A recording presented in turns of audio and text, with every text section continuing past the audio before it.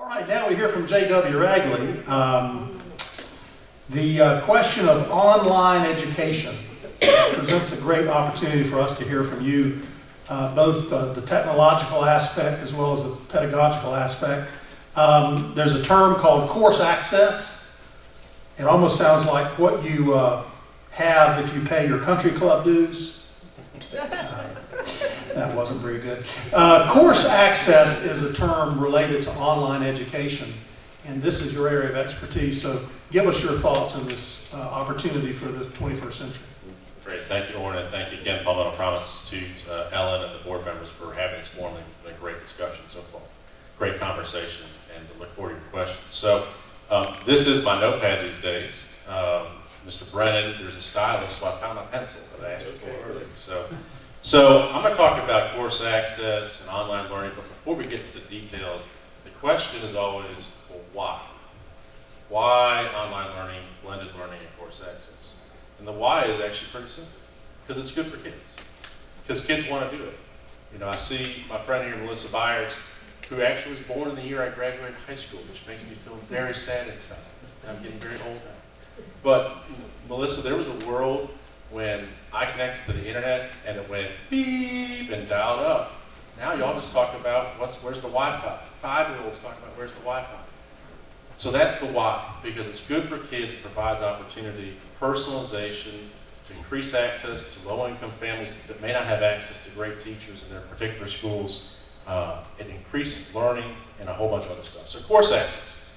Course access is the program or policy where you say, children, parents, if you want to take AP Physics and it's not offered in your school district, or candidly, maybe you don't have a comfort level with your AP Physics teacher in your school, you can take that course from anybody else that happens to be in your state.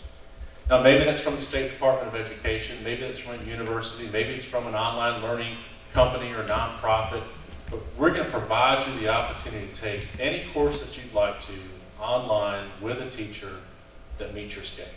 Now, you might do that during your regular school day. You might go to a learning lab during the day, take your online course, or you might simply do it at home when you've got time.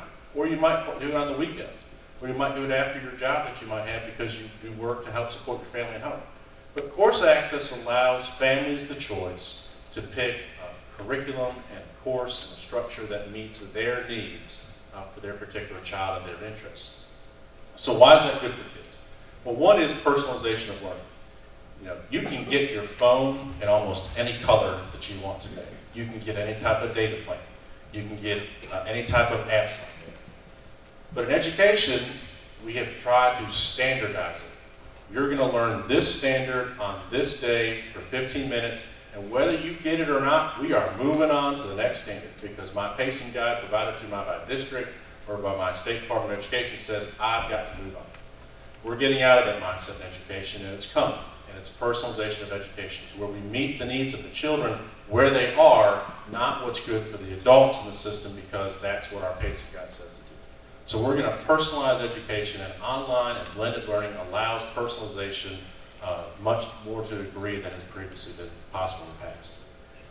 There's a very common cliche, if you will, called or principle in education. It used to be the fact that time was constant and learning was variable. We're going to give you this treatment this year, this course, this day. We're flipping that now. The paradigm is shifting to where learning is constant and time is variable. So those that are high flyers that can go forward and go fast in courses, we're going to let you move on. We're going to give you more challenging coursework and rigorous coursework. And those students who need more time to learn and master the concepts and skills that are successful will get that extra time. So we're flipping the paradigm, where learning is constant and time is variable. Access. Ellie and I have had this conversation before, as well as on this panel. Access is so critically important because there are great schools in the state, there are great public schools in the state, and if you are fortunate to have had that lottery ticket and live in that district, God bless you. But there are too many children who don't have that lottery ticket, and they need a way out, and we've got to improve access for them. And course access can help do that by providing them access to great, fantastic, highly effective, and most important, caring teachers from anywhere. And they don't have to be South Carolina residents. You can have phenomenal teachers that live in Georgia, that live in California, that live in New York, that can teach your children here in South Carolina, can teach South Carolina standards and deliver that. Now, one of the barriers to course access is sometimes government and the way that we certify teachers. It's important that teachers have content knowledge. It's important that they know how to deliver instruction. It's important they know how to care about their kids.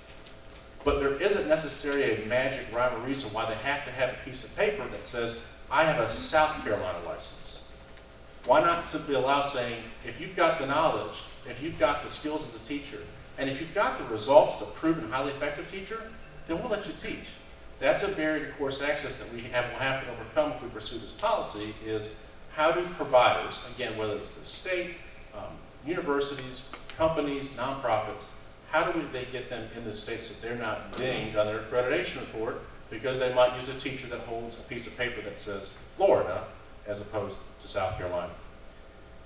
Teachers have an opportunity in course access as well. They're professionals, and in the online and blended learning world, they are anxious to try new things. And this allows them that ability as a professional to have that flexibility. They can throw away the pacing guide, they can throw away whatever mandate's been handed out from the state, and they have the flexibility to design a course that they know works well for kids.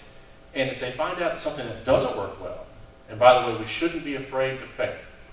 You learn from failing sometimes. That's a really important life lesson to learn. But if they find something that's not working for kids in the online and blended environment, you can change it immediately, instantaneously, because you get immediate feedback to know exactly what's working and what's not working. Lastly, I'll finish up.